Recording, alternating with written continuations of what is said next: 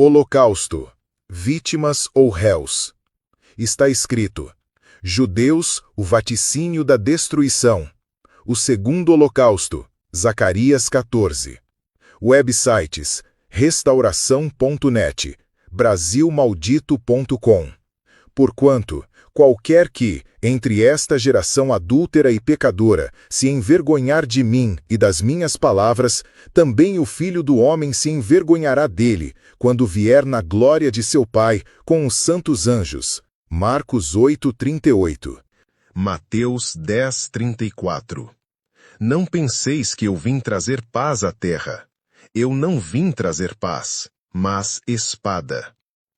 Está escrito: a tão vaticinada destruição dos judeus.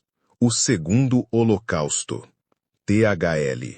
Ao contrário do que muitos poderiam pensar, que a escolha da etnia principiada em Abrão seria uma atitude de privilégio.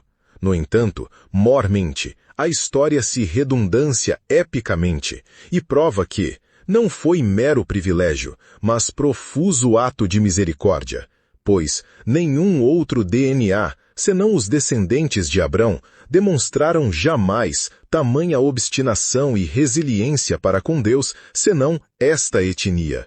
Tendo, enfim, em sua última oportunidade, pela manifestação do Cristo, o Filho e a glória do Todo-Poderoso, sido classificados à rejeição, ao último estágio humano, filhos do diabo. João 8:44. Antecedendo ao epígrafe desta obra, quero, aos amigos da sabedoria, Provérbios 8:17, presenteá-los com este parágrafo reflexivo. Pois sei que, pela falta de conhecimento que tanto destrói, Oséias 4:6, muitos que, iludidos, pensam que seus sentimentos ditam regras e até mesmo que definem Deus, irão então blasfemar. Mas, o que é mais precioso? A. As cadeias de Nelson Mandela ou os milhões de Neymar? B. As cadeias de Paulo ou os gols de Pelé? C. O assassinato do apóstolo Pedro ou os shows de Anitta? D. A vida e morte, hoje considerada inútil, de Jesus Cristo, ou a tão aclamada vida e fortuna de Xuxa, Michael Jackson, Faustão, Hulk, Faro, etc. O que é precioso? Dependendo de suas respostas, ao final deste livreto, receberás ou não, do Espírito Santo, a capacidade de compreensão deste raro ensinamento. As muitas e inigualáveis ações sobrenaturais de Deus no meio dos descendentes de Jacó evidencia que o pior DNA humano, diretamente proporcional, recebeu, e fora necessário no julgamento do Onisciente, as mais estrondosas manifestações comprobatórias da grandeza e realidade do único e verdadeiro Deus, trazendo deveras o zênite do sobrenatural, culminado com o inefável do nascimento e obras indizíveis do próprio Filho de Deus, o qual foi rejeitado e até hoje absurdamente permanece sendo negado por este obstinado DNA. Ezequiel 3:4-9, João 1:11. Desde que o nome de Jacó, usurpador, foi mudado para Israel, o que contende com Deus, parece que tudo o que estes descendentes passaram a fazer não passa de contenda. Gênesis 32:28. Por inveja, venderam seu irmão José, Gênesis 37:18, e fizeram o mesmo com o Senhor Jesus Cristo, sendo notório até mesmo aos ímpios, Mateus 27:18. O povo que foi berço das grandes manifestações, também, em virtude da obstinada rebeldia, foram também exemplos de atrozes abandonos, conferindo em seu próprio território seu particular Aceldama, campo de sangue. Veja o que foi dito a este povo pouco antes de cometerem mais um assassinato, Atos 7:51-57. Quando Moisés liberta este povo da escravidão do Egito, o número de mentiras, falta de fé e rebeliões impressionam qualquer leitor, inclusive somado ao absurdo de, por várias vezes, terem tentado matar o próprio líder, sem contar a feitura do bezerro de ouro, que era um deus egípcio. E tem quem ainda espelhe ignorância, chamando-os de povo santo. Nunca foram. Basta lerem Êxodo. Tanto provocaram a Deus que os matou. Números 11:1. Contradizem a palavra de Deus, tentam matar os justos e recebem castigo implacável, não entrando na terra prometida. Números 14. As contendas e horrores do tempo do Antigo Testamento são tantos que prefiro não perder este tempo, deixando isto para conhecimento galardoador dos que se dedicam à leitura. Tudo o que sucede a este povo representado na figueira, na confabulação da maldição, Abacuque 3:17, Mateus 21:19, Marcos 11:14, será mostrado na história e justificado na palavra do ensinamento que diz: a quem muito é dado, muito será cobrado. O livro sagrado nos mostra qual e como será a situação dos amaldiçoados descendentes de Jacó, Israel, no momento antecedente à manifestação de Cristo na sua segunda vinda, para exercer e consumar seu terceiro ministério terreno, de rei, por 1000 anos. Apocalipse 26, Isaías 65:25, Isaías 60, Isaías 66. Fato este esperado para ter início na década de 2020. Afinal, o que está reservado para este povo, obstinados contra Cristo e sua verdade? Exatamente, nos momentos antecedentes à vinda de Jesus Cristo para o implante do milênio, Malaquias 4:1-6, as nações e Israel serão massacradas e o número dos mortos se multiplicarão. Atente para o detalhe que o Elias, Malaquias 4:5, ainda que rejeitado, está entre nós. No profeta Oséias, este foi ordenado por Deus a casar-se com uma meretriz, onde Deus está demonstrando nesta mulher a representação dos judeus. Em Isaías 48, em todo o capítulo, ainda que em sinopse, podemos epigrafar os versos 4 e 8, onde vemos uma síntese impressionante do que Deus pensa a respeito desta nação, com um desprendimento de fenomenais golpes depreciativos, chamando aos judeus de cerviz de ferro e frontispício de bronze. São ainda classificados de prevaricadores desde o ventre.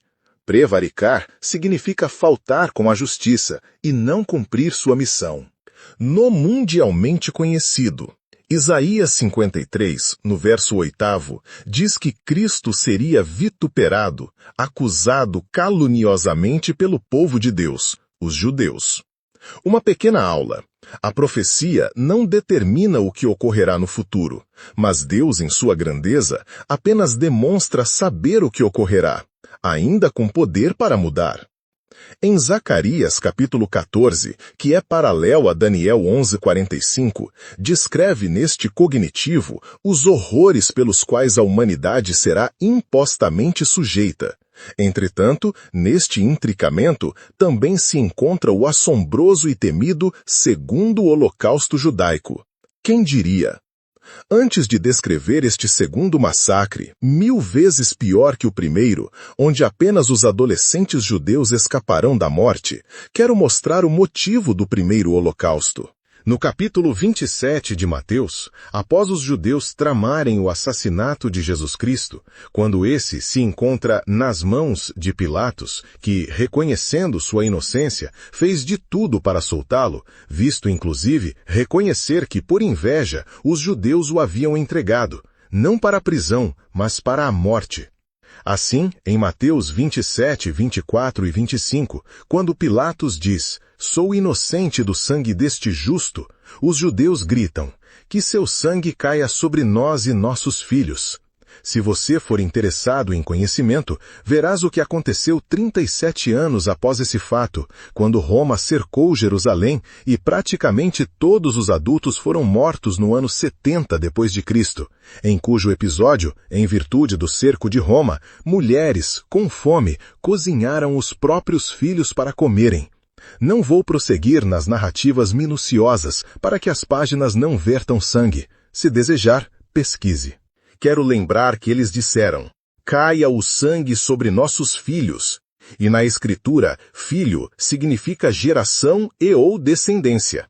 Pois bem, Após passarem 1907 anos na Segunda Guerra Mundial, Deus permitiu o levante de Adolfo Hitler e foi atrás de 6 milhões de descendentes dos blasfemadores judeus, cumprindo a palavra de que visita a maldade dos pais nos filhos, Êxodo 25, até a terceira e quarta geração de seus aborrecedores. Que ninguém se iluda com o amor de Deus, pois este não supera a justiça. Entenda que Jesus Cristo não cumpriu na cruz apenas a satisfação do amor, porém, creio, mormente, a exigência da justiça. Sem derramamento de sangue não há perdão. A lei, desde Gênesis, conclama e preconiza que, sem derramamento de sangue, não há remissão de pecado. Destarte, Jesus Cristo foi obrigado a morrer, isto em virtude da exigência da justiça, e não meramente a satisfação do amor. Por amor, Deus simplesmente nos salvaria.